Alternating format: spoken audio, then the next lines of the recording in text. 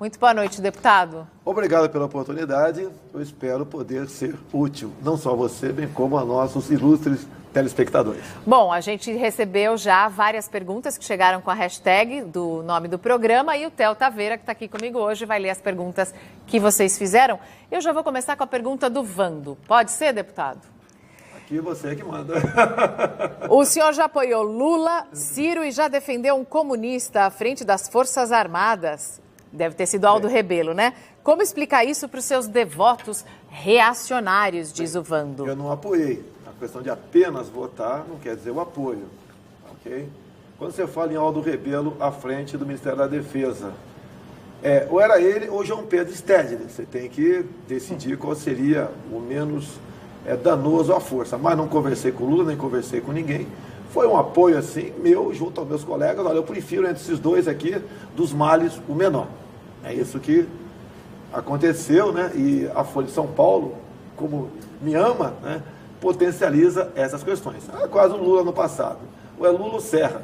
Serra também integrou uma ação, um grupo terrorista conhecido como Ação Popular. Você não tem opção. E o Lula era, até aquele momento ali, virgem na questão. A não ser as suas greves ruidosas que ele participou no passado, não tinha as mãos sujas de sangue por parte de grupo terrorista nenhum. Mariana, o Fred Silva lembra que o deputado usa a bandeira contra a corrupção como uma das grandes bandeiras da tua campanha, mas ele diz aqui que está sabendo que o senhor recebeu dinheiro da JBS. Vamos lá. Não é uma bandeira, né? A questão de combater a corrupção e não ser corrupto não é virtude, é obrigação. O dinheiro da JBS, desde 2014, as empresas depositam no partido o dinheiro e o partido, então, repassa para os candidatos. A JBS, via partido, botou na minha conta 200 mil.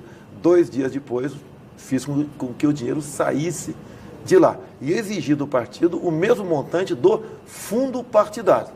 Que, afinal de contas, eu agrego, né, por ano, um pouco mais de 2 milhões de reais para o fundo partidário. E pedi, então, o equivalente a 3% do que eu agreguei ao longo de 4 anos. Então, não recebi dinheiro da JBS. Tá, okay? Ele quer saber como o senhor pretende... 1.428 candidatos receberam em 2014. Eu fui um deles, o único que não aceitou esse dinheiro. O senhor é a favor dos 2 bilhões que estão indo para o fundo partidário? Olha, nós votamos a urgência do projeto, eu votei contra a urgência. Depois o projeto foi aprovado por votação simbólica. E o pessoal usa quem votou pela urgência como se estivesse apoiando o projeto. De certa forma, sim. Então, eu me manifestei contra a urgência, contrário aos 2 bilhões. Muitos lá dizem que precisa de recursos. Olha, você não é obrigado a ser candidato a nada. Vai ser quem quiser. Eu faço campanha sem dinheiro. É coisa rara, mesmo meu partido, né, nas vezes anteriores, me apoiar com o recurso do fundo partidário. A minha campanha, hoje em dia, nas mídias sociais, fui mais votado no Rio de Janeiro, elegi um filho em São Paulo também, nas mídias sociais, com 82 mil votos, que é carioca, okay? E se elegeu deputado por aqui. Eu li o livro que o Flávio, seu filho, escreveu, eu li uma boa parte, e eu vi que o seu Geraldo tinha o sonho que o senhor fosse presidente da República. O senhor acha que está perto de cumprir o sonho do seu pai? O sonho dele foi ser presidente naquela época, continuando no Exército. Isso. Tanto é que quando me candidatei a vereador no Rio, ele foi no Rio de Janeiro e me ameaçou seriamente, né, para eu desistir da minha campanha para vereador.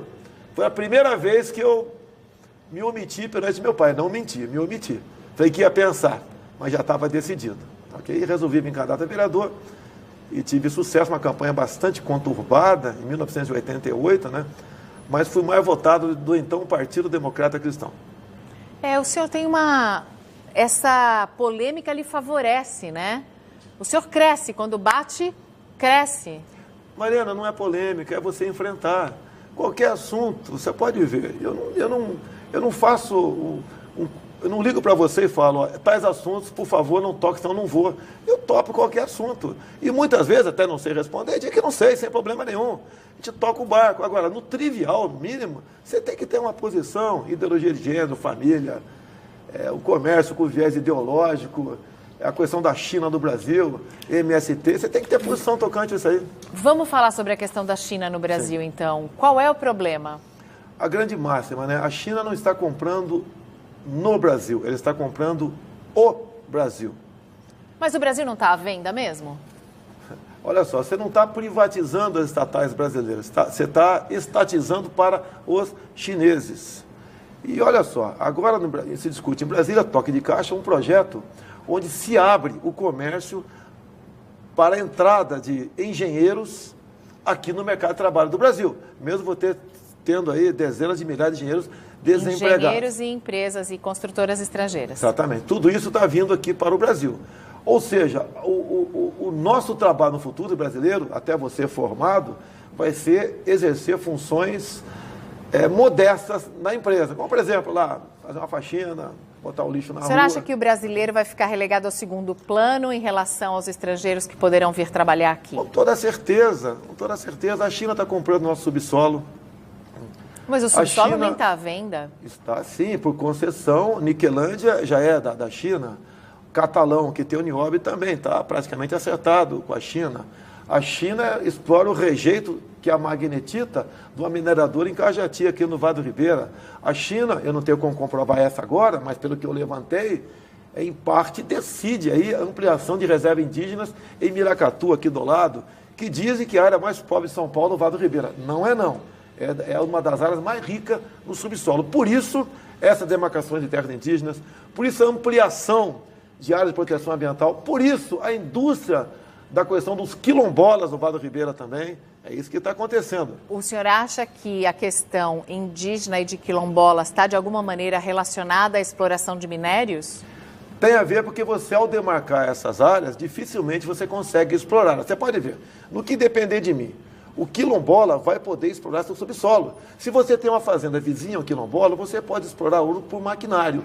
O quilombola não. Isso acontece muito no estado da Paraíba. E com toda certeza no Vale do Ribeira também, que é uma região riquíssima com seu subsolo. Ou seja, não sei se usa... é riquíssima, mas tem uma cidade lá que chama Eldorado. É a cidade, por coincidência, onde fui criado, né? Antigamente era Xiririca, o nome indígena que dizia correntes rápidas. 7 barras também, que eu já morei por um ano lá, por causa de 7 barras de ouro. E assim é o Vale do Ribeira.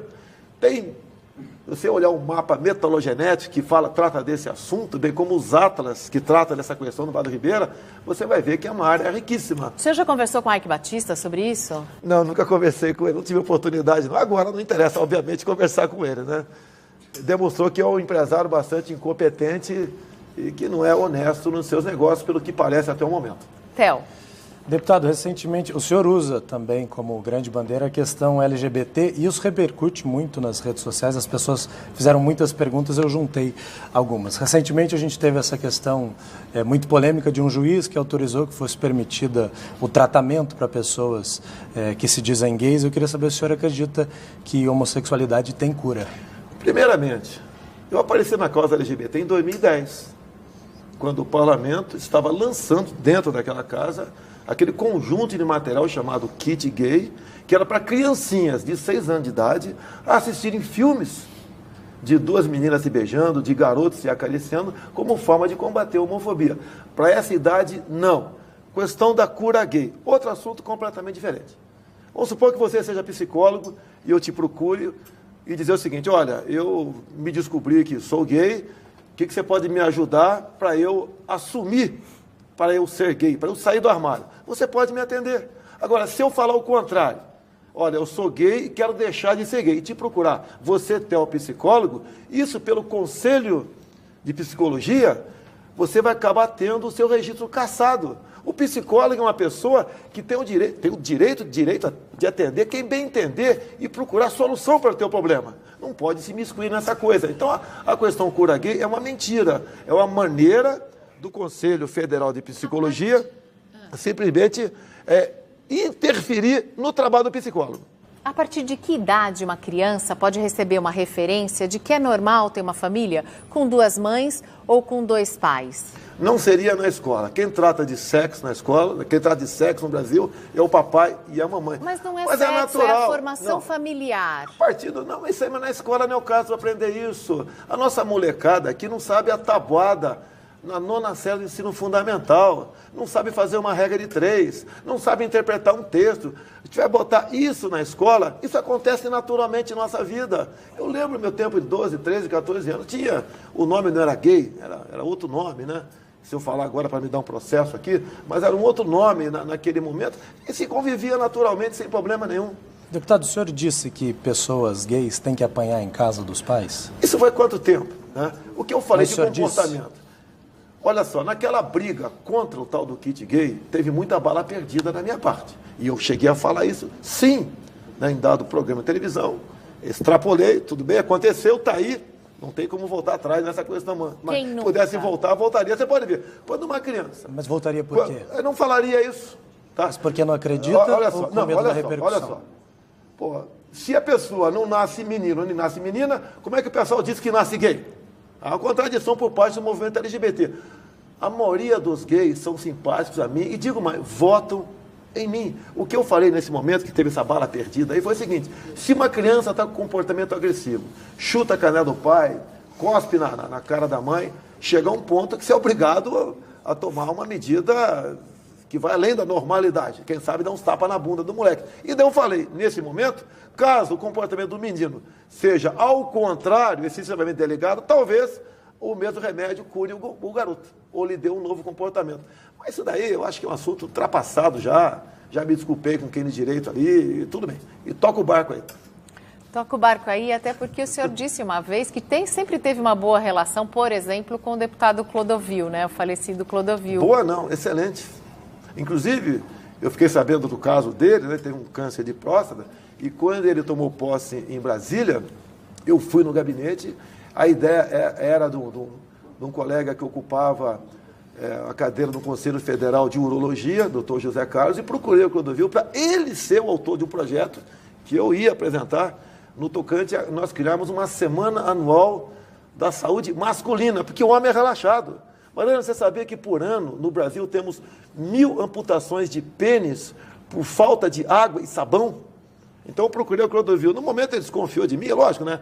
Cheguei em Brasília, tem que desconfiar dos parlamentares, a nossa fama não é boa, né?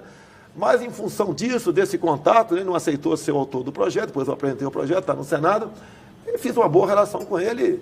Inclusive tem uma parte meu, se quem quiser procurar na internet, que eu fiz o pronunciamento dele, que ele ficou maravilhado, gostou. E eu não queria deixar passar em branco o posicionamento de Vossa Excelência, que há uma certa discriminação, sim, em apartear Vossa Excelência. Alguns têm vergonha ou simplesmente fazem algumas piadinhas, mas eu respeito a sua pureza, a sua inocência. O senhor não aceita esse rótulo de homofóbico? Não tem nada a ver. Poxa, quem não tem um parente, um amigo, poxa... Eu todo dia recebo mensagem no WhatsApp aqui de pessoas falando, eu sou gay, eu sou não sei o quê, e estou contigo. Que afinal de contas, eu costumo dizer, não adianta você ser hétero, né, ou ser gay.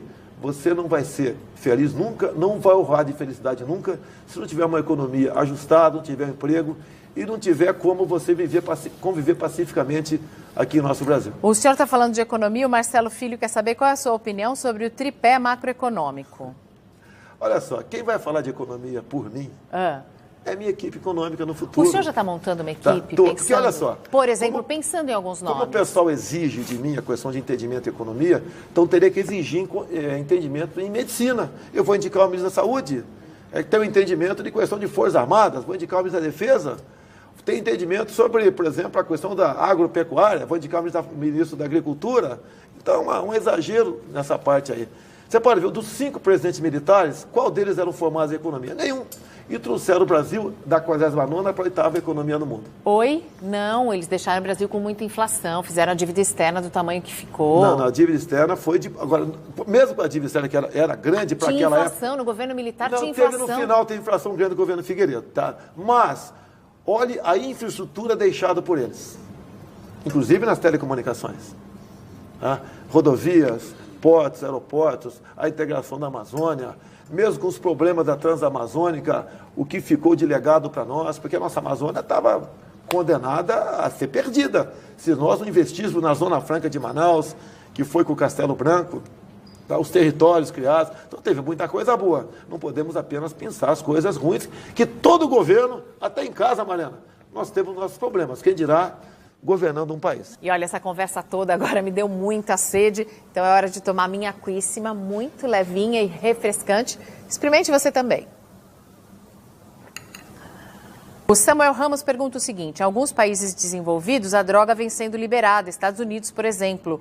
Qual vai ser sua política e se vai ser essa mesma política liberal em relação às drogas aqui no Brasil? Olha, eu tenho que ter uma referência. Vamos perguntar para qualquer pai se ele é favorável a liberar as drogas. Eu acho que 99% são contra, até porque ela vai chegar nas escolas. Um dos últimos países a liberar foi aqui o nosso Uruguai, aqui embaixo.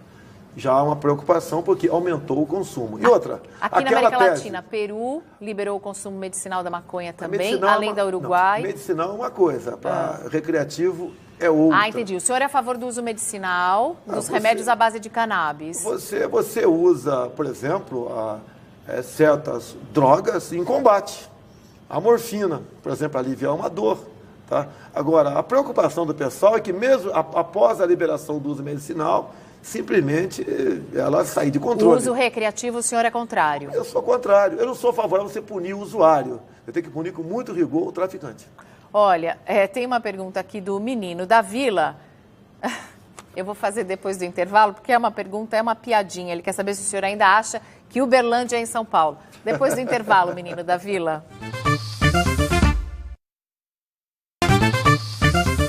Voltamos, estamos conversando hoje com Jair Bolsonaro, que deve ser o candidato do Patriota, o menino da Vila. Estamos fazendo perguntas dos internautas. Quer saber se o senhor acha que Uberlândia é em São Paulo? O senhor estava viajando Parabéns muito? pela pergunta. Acharam uma falha na minha pessoa, Opa! né? Parabéns. Falha geográfica. Olha, eu não posei de paraquedas em Uberlândia, né? Depois fui para Uberaba, né? Eu fiz uma viagem, fui estudando no caminho, na noite anterior eu estudei bastante. Quando posei lá, cometi um ato falho desse aí. Tá? Me desculpa aos mineiros, tá ok? Ato falho acontece. E agora você pode ver, há muito mais influência em Uberlândia e Uberaba de São Paulo do que próprio em Minas Gerais. Mas não justifica, errei, retifiquei, 30 segundos depois, acontece, tá ok? Fala, Theo. Deputado, o senhor tem uma boa relação com a imprensa? Considera que tem o espaço necessário para falar? Raramente eu tenho um programa como o de vocês aqui. Eu pergunto isso. Luciana Gimenez, coisa rara, né? Porque o senhor fez uma postagem no Instagram que o senhor disse, aspas, a imprensa tenta a todo custo comprar a corda que irá enforcá-la. Será que o senhor pode explicar, Isso daí no tocante ao trabalho da imprensa como um todo, na relação à minha pessoa. Quem dizia isso era Lenin, né? Vou cortar da burguesia a corda para enforcá-la. O que eu falei, não sei se minhas palavras foram essas, mas se foi parecida com essa aí, né? Vou acabar comprando matérias da mídia para calá-la. Isso eu tenho falado muito em Brasília com colegas da imprensa. O senhor é a favor do controle da mídia? Negativo, quem é a favor disso é o PT.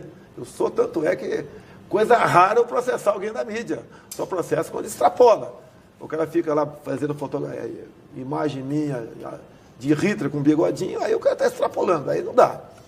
Afinal de contas, a questão do nazismo é uma coisa séria. Talvez, vamos pensar numa possibilidade. Talvez, entre alguns neonazistas, existam aqueles que apoiem o senhor ou que gostem das suas propostas. O que o senhor diria para essas pessoas? Olha, não vou encontrar eco em mim nas propostas dele de jeito nenhum. Estive em Israel ano passado, conheci o Museu do Holocausto, conheci o sofrimento daquele povo. Você se emociona quando vê aquele museu lá, o que aconteceu de verdade. Inclusive, né, o Hitler desarmou os judeus antes de partir para uma ditadura. E o governo do PT desarmou aqui o povo brasileiro também. A exemplo como a Venezuela desarmou seu povo em 2014. Olha o que está acontecendo lá.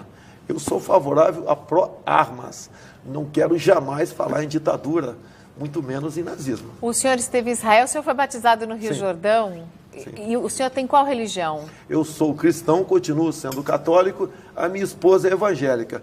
O que é o batismo na igreja evangélica? É você aceitar publicamente a palavra de Deus. E eu, como estava em Israel, do lado do Rio Jordão, tinha um pastor do meu lado, e por coincidência, meu nome é Messias também. Eu falei, vou aproveitar a oportunidade para publicamente dizer que acredito em Deus. Isso aconteceu. A Roberta quer saber exatamente sobre isso, sobre o Estado laico, e o que o senhor pensa exatamente sobre outras religiões, principalmente aquelas de matrizes africanas. Sem problema nenhum, tá? A religião é livre no Brasil. O Estado é laico. Eu tenho dito que 90% da população brasileira é judaico-cristão. Os outros 5% é dessas religiões, como essa daí, que tem que respeitar. E o restante, 3, 4, 5%, são ateus. sem problema nenhum, que nós não podemos admitir que uma religião venha para cá em nosso meio, querer impor a sua vontade pela força. Qual? Você pode ver, tem certas religiões onde, por exemplo, o casamento se dá a partir, com criança a partir de 10 anos de idade. Não podemos admitir isso daí. Não podemos admitir isso daí. Uns querem botar certas religiões aqui, porque no seu país não admite o cristianismo. Então, isso você tem que botar um pé atrás.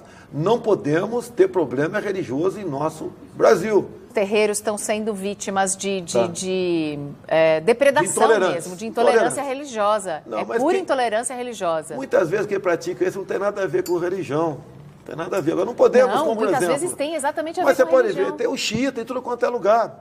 Pode ser católico, pode ser evangélico, um elemento que está lá, ele é evangélico, ele é católico, ele tem uma religião qualquer e quer se impor pela força. Mas agora não podemos criminalizar todo o segmento evangélico ou católico por causa disso. Theo. E pau nesse cara que está fazendo essa besteira aí. Deputado, o senhor teve uma emenda aprovada em 2015, a gente falou sobre isso agora há pouco, para impressão de recibos nas urnas. Agora o senhor está enfrentando alguma dificuldade no TSE. O senhor não confia nas urnas eletrônicas? Teme que possa haver qualquer tipo de manipulação, inclusive que prejudique o senhor nas eleições? Vamos partir para a razoabilidade. Eu não tenho como comprovar que houve fraude. E com todo o respeito que tenho a você, não tem como comprovar que não houve também. Que seja você o maior especialista em informática do mundo. Só a Venezuela adota isso daí, mas ninguém adota, nem os Estados Unidos. Tá? A Argentina mesmo, tá? Na penúltima eleição, uma pouquíssima parcela foi o voto eletrônico ainda. O Paraguai também vetou isso aí. Por que o Brasil vai assumir isso daí? Eu tenho convicção que o sistema fará seu sucessor o ano que vem, caso nós não tenhamos como auditar os votos no Brasil.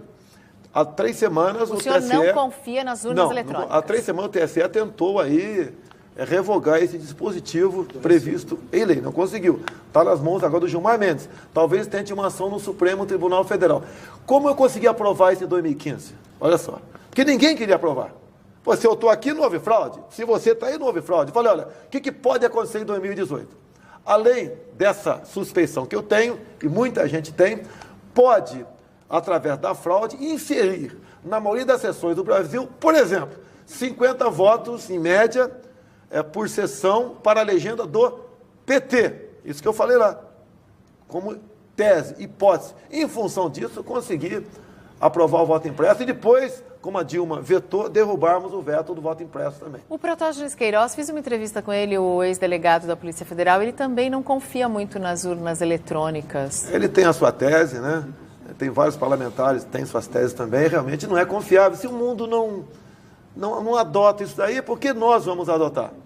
Agora, você pode ver, para o sistema, que são os partidos, instituições aparelhadas, interessa a quem? Uma pessoa com o meu perfil ou com o perfil deles? O senhor sabe que o senhor não é o candidato do sistema. Como é que o senhor pretende governar ou sobreviver a um mandato, caso seja eleito, se, por exemplo, for eleito e não tiver uma maioria no Congresso? Como fazer para governar sem ter o Congresso ou sem jogar o jogo conforme as regras que existem hoje? Olá, Marina. A ineficiência do Estado e a corrupção vem das indicações políticas.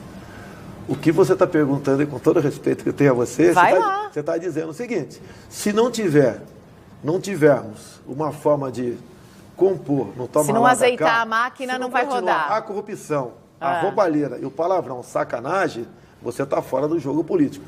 Vamos pagar para ver. Daí dizem, pode votar um processo de impeachment contra você. Eu te respondo que até me caçem, mas não vai ser por omissão nem por corrupção. Nós temos que fazer um Brasil diferente.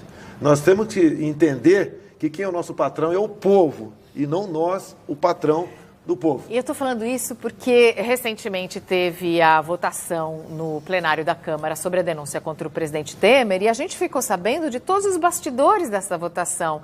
Não é que os deputados votam de acordo com os seus princípios, com a sua opinião, com a ética. Ele vota em troca de emenda, em troca de... Sim. Aí não dá, né? Até como falo em parlamentarismo, né? Como é que seria o primeiro-ministro indicado pelo parlamento que ia ser comprado, como, no meu entendimento, foi comprado nos 2 casos Temer. Ok? Agora temos que tentar... O senhor votou pelo prosseguimento da denúncia? Sim, sempre votei porque eu entendo que tem provas contra ele, né? Até os atos, uma mala de 500 mil, E como funciona? A mala de 500 mil que estava com Rodrigo Rocha Loures, o senhor acha que incrimina o Temer só pela amizade? Não é só pela amizade, né? É o contato deles, o relacionamento. Então tem indícios fortíssimos que aquela mala tem no mínimo aí 9 dedos do Temer nela. Deputado, 9? Como 9? Deixa um para uma suspeição, né? Achei que estivesse falando do Lula, né? Não. Deputado, Eu quero o Lula não preso, eu quero o Lula julgado. Pelas urnas ou pela justiça? Não, pelas urnas não, quero julgado. A nossa justiça não pode continuar sendo tão morosa como é. Não pode.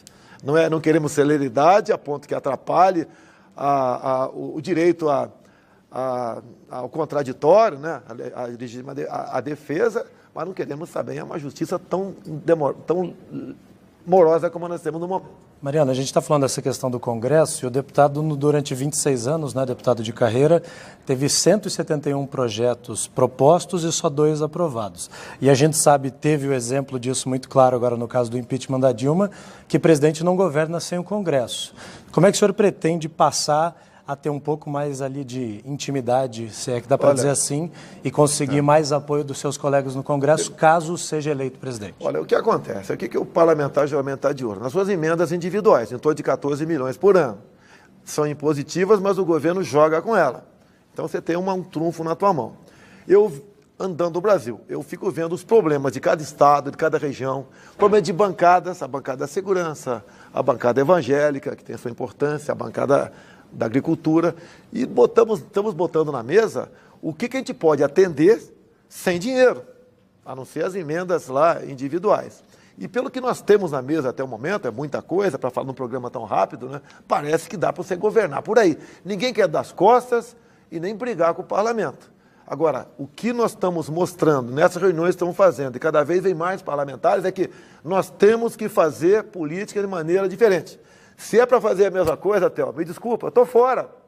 Se eu sou obrigado a chegar lá e perguntar para os partidos, né, ou começar o leilão, quantos ministérios para esse ou aquele partido, e você ficar como a rainha da Inglaterra lá dentro, torcendo para que nada dê errado, para você não responder um processo qualquer lá dentro, eu estou fora. Não, mas eu só digo uma coisa para você.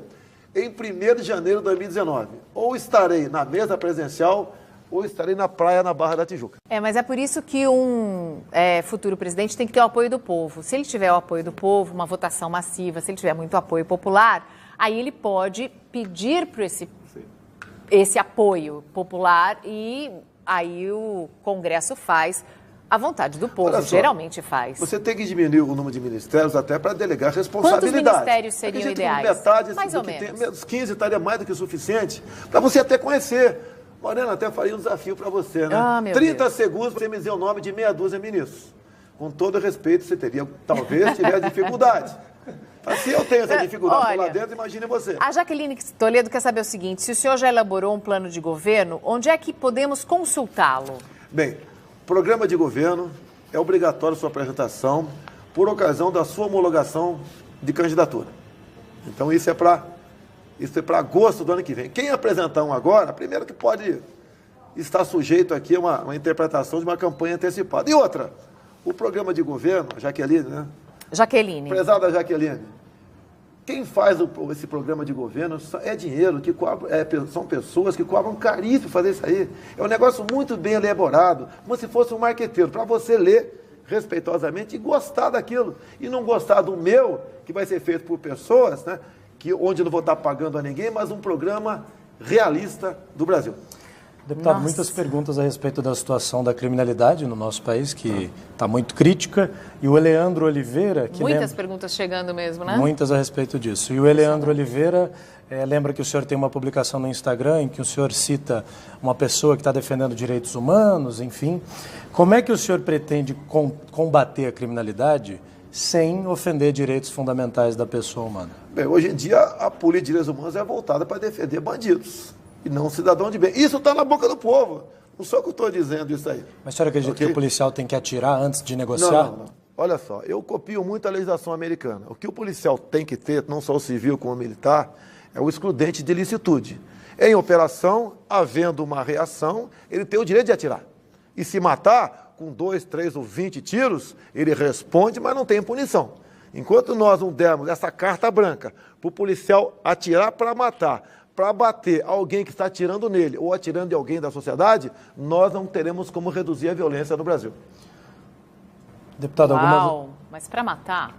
Mas como é que você vai atirar com 7,62 na canela, na perna? Olha, você não está vendo um filme do Batman aí, ou do Gibi, quando era garoto, via que o Zorro só atirava na mão do bandido. Porque o bandido está com fuzil, o bandido está com armamento melhor e superior aos integrantes de segurança pública. E depois que você começar a matar esses caras, você vai atirar, você vai matar. Até tiro de raspão, de fuzil, você pode matar uma pessoa, eles vão começar a respeitar o policial. Vão parar, vão botar a mão na cabeça, a mão na parede, e vai pensar 2 vezes antes de seguir. Vai ser um respeito pela força. Mas tem que ser. Mariana, estou perguntando só estou perguntando, quero ouvir mais. O ser humano só respeita o que teme. O que faz você, em relação de igualdade comigo? É um coach na tua cintura. Por exemplo, fala lei de feminicídio. Você acha que a maioria das mulheres prefere ter um papelzinho, lei do feminicídio, ou uma pistola em casa, para reagir a uma possível invasão de alguém que vai agredi-la? Mais de 90% das mulheres dizem que preferem uma pistola dentro de casa. Então vamos atender à vontade popular. A arma de fogo, uma coisa importante também, muito mais do que defender a tua vida, defende a sociedade de um pretenso ditador, ou seja, defende a liberdade de um povo. A Vivian, que é jornalista, quer saber a tua opinião sobre a política de armamento, deputado, e quer saber o que o senhor acha dessa história do menino que matou os colegas em Goiás por ter tido acesso facilitado a uma arma, e lembrou que isso acontece nos Estados Unidos tradicionalmente também. O senhor não acredita que acesso facilitado à arma causa fatalidades? Nos Estados Unidos isso acontece em área onde livre de arma de fogo. Você não pode ter arma de fogo lá. Tanto é que esses ditos malucos não entram num quartel dos Marines e abre fogo. Ele vai para um local, numa faculdade, numa escola, num evento público onde é proibido a arma de fogo. Esse moleque podia ter pego a chave do carro do pai e atropelado dezenas de pessoas. Dentro da escola? Não, mas faria fora da escola, com o pessoal saindo da sala de aula. Agora, é um fato isolado isso aí, que está sendo investigado. Eu seria leviano emitir um juízo de valor nesse exato momento aqui. Nos Estados Unidos, tinha um maluco com 47 armas, com fuzis, com metralhadoras. Como deveria ser a legislação aqui no Brasil para permitir uma arma em casa? Deveria haver restrições, eu imagino. Ou o senhor é a favor que seja como lá? Exatamente igual aos Estados Unidos. Sério? Eu atirei agora nos Estados Unidos com a pistola .50. Que maravilha. Tá? Não, uma pistola, não estou falando daquele... Mas aquele maluco de Las Vegas metralhando as pessoas do show. Você pode, no máximo, usar 2 armas, uma em cada mão. Se você tem 50, 200 mil, ou 2 é a mesma coisa. Tá bom. Outra coisa, quando você fala em fazenda, fazenda. O sul do Pará agora virou inferno. O estado de Mato Grosso do Sul também, invasões. Índios e MST. Você vê imagens que eu tenho, tá, de torre de transmissão de energia no Pará, onde tem 200 pneus embaixo. Ou seja, o MST está pronto para parar o Brasil. Através de o quê? Entre outras coisas. Simplesmente cortar a linha de transmissão. É isso que acontece no Brasil. E o fazendeiro, que depender de mim, terá fuzil em sua propriedade. Por quê? A propriedade privada é sagrada.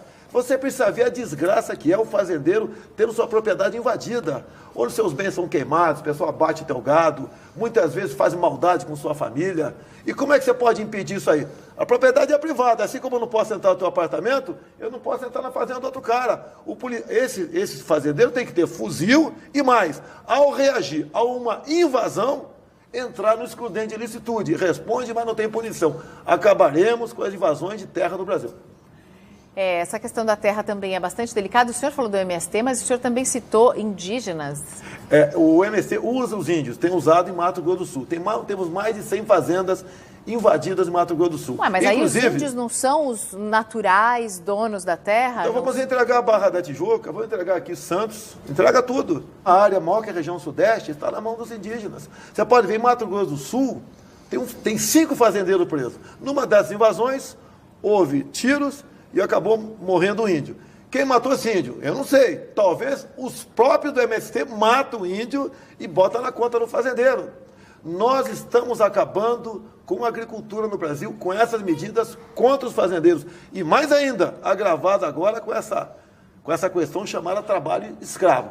Qualquer coisa na fazenda é trabalho escravo. Pena, expropriação do imóvel. Peraí. O senhor é contra ou a favor da portaria editada pelo presidente Michel Temer, que altera as regras para definir o que é ou não trabalho escravo? Bem, a emenda Constitucional 81 diz lá que o trabalho escravo praticado em área rural ou urbana, é você no teu apartamento aí, a pena é expropriação do imóvel. E muitos juízes entendem que o trabalho análogo à escravidão é equiparado ao escravo e a pena é a mesma. No teu apartamento, a falta de ventilador de teto, naquela pessoa que te ajuda em casa, ventilação inadequada, a sua pena é expropriação do imóvel com máquina de lavar roupa, geladeira, bicicleta, ferro. É isso que acontece. É trabalho análogo à escravidão. Tem local Mas isso trabalho. não quer dizer que no trabalho do campo as pessoas poderiam, os grandes fazendeiros ricos, milionários, que compram equipamentos de milhões, eles não poderiam pôr um alojamento limpo e digno para as pessoas trabalharem? Olha só, tem frente de trabalho que Condições daí dignas. 50 quilômetros mata dentro. Você não tem como todo dia vir e voltar de carro, dá 4 horas de viagem. Então dorme lá. Em consequência, a fiscalização do Ministério Público do Trabalho, ao chegar lá, multa e autua com o trabalho análogo à escravidão. É isso que vem acontecendo. Qualquer coisa no campo, multa altíssima. E estão multando por drone agora também. Por drone? Por drone também. Você sabe que é o primeiro? Quando você entra com um recurso contra uma multa, quem é que vai analisar essa multa? É o cara que te multou. Existe, inclusive, punição, acredite, Mariana, por ato tendente. Você tem que mudar isso daí. Você pega uma foice, bota nas tuas costas e passa perto de uma área de proteção ambiental para você trabalhar lá na frente. Você é multada por ato tendente. Como tem pescadores na Baía de Angra, que eu conheço muito, humildes, que tem um barquinho ali de 15, 20 pés, com motorzinho de popa, que ao passar por uma área de proteção ambiental, tá, ele é multado por atendente por ter uma rede. Só porque ele passou. Por ter uma rede. Ele vai pescar em outro lugar, multas que chegam a 150 a 200 mil reais.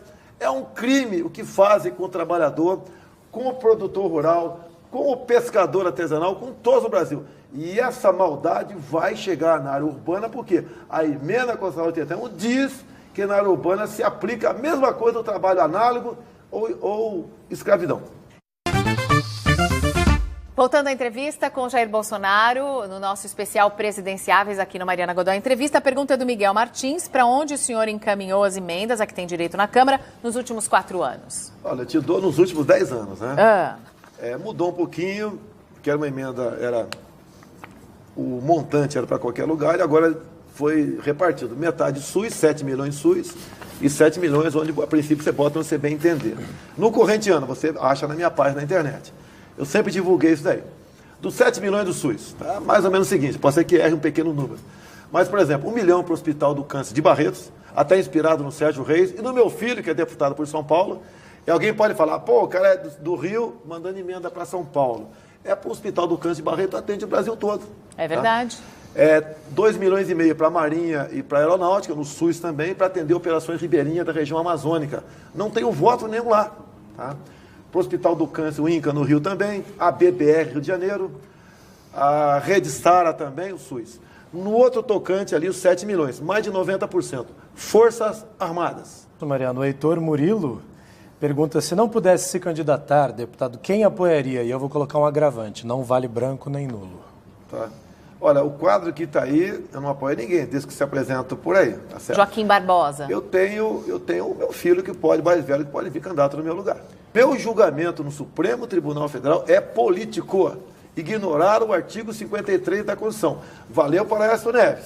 Para mim não valeu. Então a gente pode esperar um filho de Jair Bolsonaro como candidato nessa eleição? Pode ser que aconteça, sim.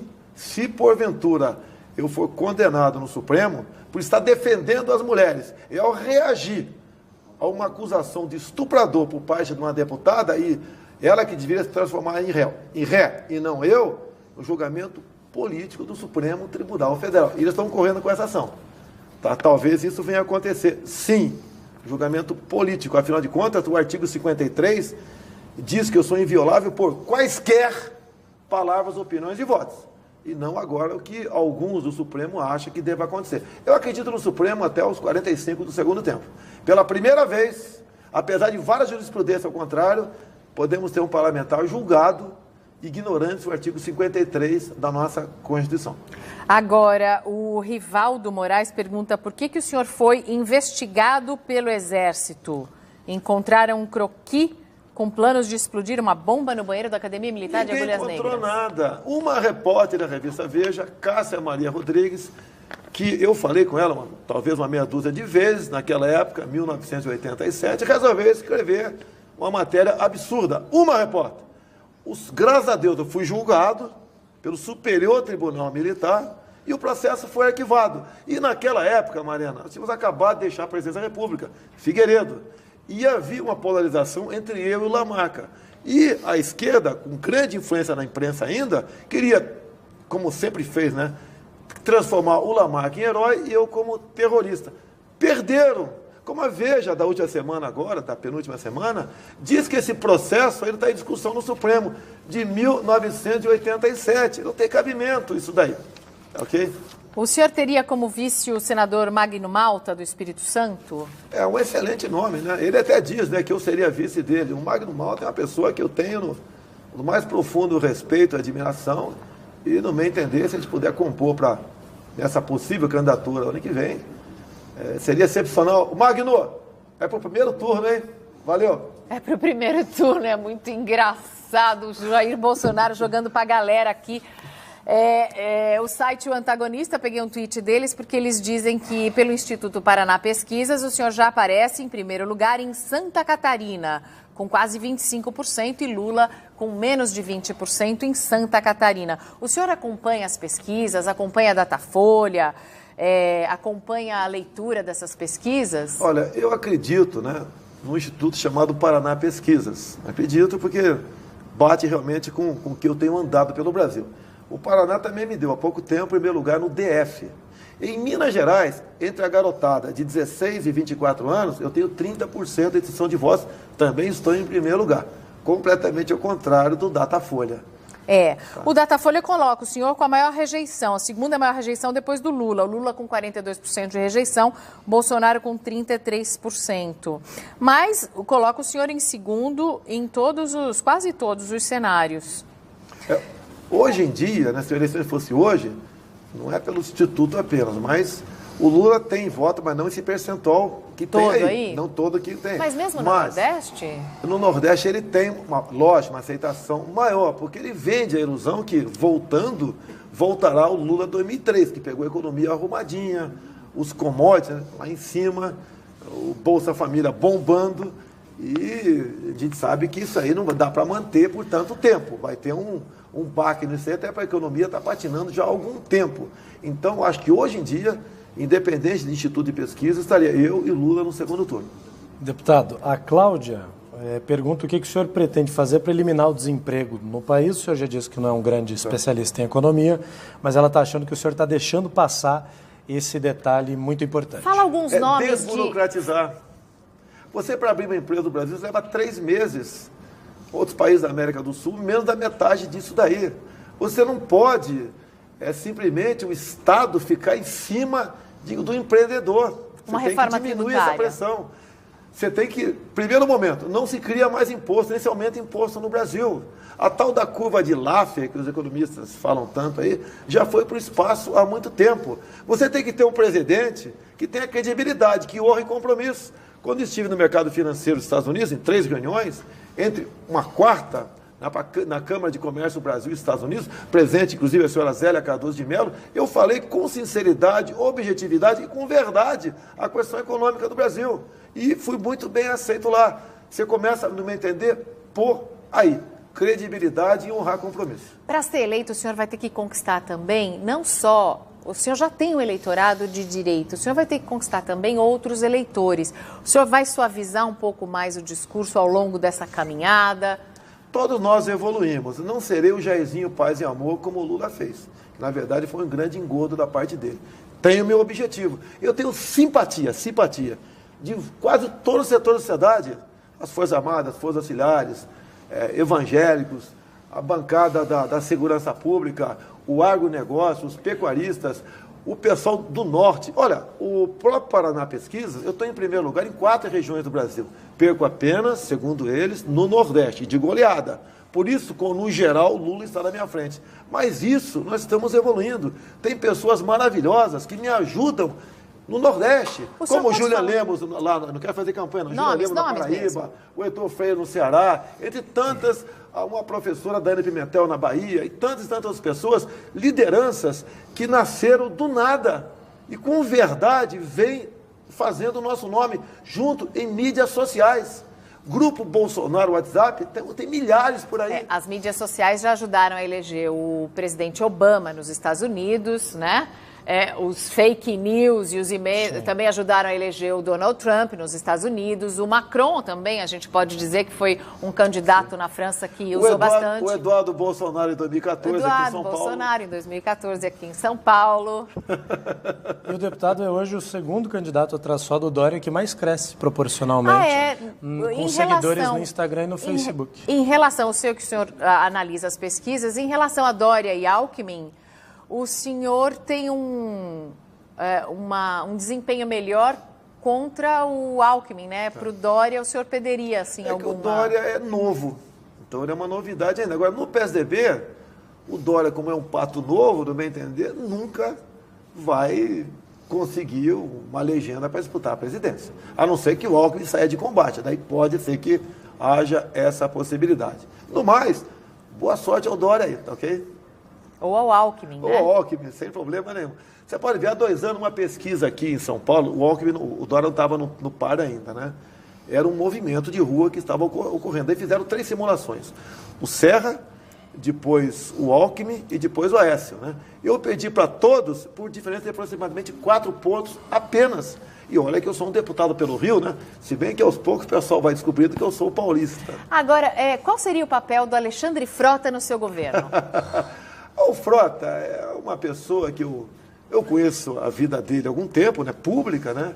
E há alguns anos o Frota deu uma redirecionada, vamos assim dizer.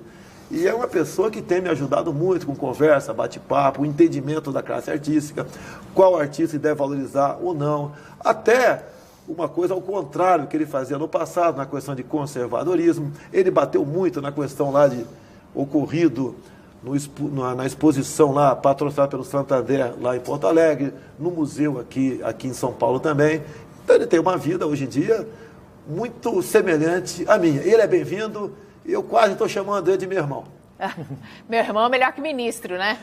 Deputado, algumas opiniões do senhor têm repercutido muito internacionalmente, né? Recentemente o senhor recebeu visitas aí do Stephen Fry, Ellen Page também entrevistou o senhor, tudo em inglês. O senhor acredita, e todos eles meio bravos com o senhor, eu assisti as entrevistas. O senhor acredita que as suas opiniões meio radicais, caso o senhor seja eleito, podem nos prejudicar com relação à imagem internacional? Duas pessoas do mundo LGBT que você citou aí. Sim, mas são pessoas influentes que encontram o espelho em outra opinião. A Ellen Page, né, no meio do resumo que ela fez, ela termina o resumo sorrindo, me cumprimentando sorrindo. Mas ela diz depois... É uma menina educada, deputado. Não, sorrindo. E ela diz depois que por 2 horas foi massacrada em meu gabinete. Tá? Se eu te massacro aqui agora, você não vai terminar uma entrevista sorrindo. Você pode até apertar minha mão, mas com a cara meio sisuda. Então essa é do mundo LGBT. Esse ativismo está ficando para trás. No tocante ao comércio com o mundo todo, eu tenho dito, né? Contrário do que o PT fez com Lula e Dilma, nós temos que fazer um comércio com o mundo todo, abandonando o viés ideológico. O senhor falou de comércio com o mundo todo, mas criticou ainda há pouco a entrada de engenheiros e estrangeiros no país. Olha só, nós estamos abrindo o mercado de trabalho para engenheiros do mundo todo. E nós já temos aqui, segundo as entidades que tratam dessa questão, em torno de 40 mil engenheiros desempregados no Brasil. Nós temos que ter essa reserva por aí. Porque olha só, as empresas que estão sendo privatizadas com capital de fora ou estatizadas pela China, quem é que comporá a testa, o núcleo, o quadro de engenheiros dessa empresa? Se isso for aprovado pelo Parlamento brasileiro, serão por eles. E nós aqui, qual a nossa mão de obra? Os engenheiros do Brasil vão trabalhar como nessa empresa? Exercendo um trabalho humilde. Nós temos que ter nossa reserva de mercado nessa área. Afinal de contas, é como disse no começo, a China não está comprando no Brasil, está comprando o Brasil. e temos que tomar cuidado com isso aí. Vamos falar um pouquinho sobre a vida pessoal, porque o senhor tem viajado tanto, né? Como é que fica a relação com a família nisso? Minha esposa tem reclamado, né, que Michele, por a vezes eu esposa fico de do segunda a sexta Bolsonaro. fora de casa, ela entende a situação, está do meu lado, tem uma filha maravilhosa de 7 anos de idade, a Laura, que acabou de fazer 7 anos, e por vezes vocês da mídia ficam muito felizes, me cobram, né? Vem para cá, vem para cá, vem para cá. E quando eu vou, é mais um dia fora de casa. Eu tenho minha atividade em Brasília. Final do ano, a Folha de São Paulo vai me encher de pancada. É o parlamentar mais ausente em Brasília. Verdade, Folha, tá ok? Mas por uma causa, no meu entender, bastante nobre. Para ficar com a Laura e com a Michele. Sim. Tá bom, a gente entende, Ficar com as né, duas. Theo? A gente... E final do ano eu vou ficar com a minha sogra, inclusive, em casa. A sogra é boazinha? Ela fala muito pouco. Ih, pensou muito. A gente costuma fazer uma última pergunta para todos os convidados aqui desse especial Presidenciáveis e a gente vai fazer a mesma pergunta para o Jair Bolsonaro, que é por que o senhor gostaria de ser presidente do Brasil? Olha só, isso é pessoal meu. Depois dos 60 anos de idade, eu acho que já estou no lucro. Tá? Eu estou numa zona de conforto maravilhosa, ser parlamentar. É você estar vivo no paraíso. Né? Moro na Barra da Tijuca. Graças a Deus tem um excepcional salário, a Câmara tem muita coisa que te ajuda, mas eu acho que eu devo deixar uma história para o Brasil. Eu quero ser uma opção em 2018. E hoje em dia é uma opção completamente diferente dos demais que se apresentaram como pré-candidatos até o momento. Uma visão de patriotismo, de Deus no coração e de honestidade, que a história me comprova nisso aí. Sem essa base, você não tem como dar a devida satisfação para aqueles que você vai trabalhar no futuro. E dizer uma coisa, se eu for eleito presidente, deixarei de ser capitão. Seria um soldado do Brasil. Tá com o discurso pronto, né, Theo? O slogan tá feito, é bonito. Brasil acima de tudo, Deus acima de todos. Obrigada, deputado. Muito Valeu, obrigada. deputado. Obrigada a você também que participou. A gente volta na sexta-feira que vem. Até lá.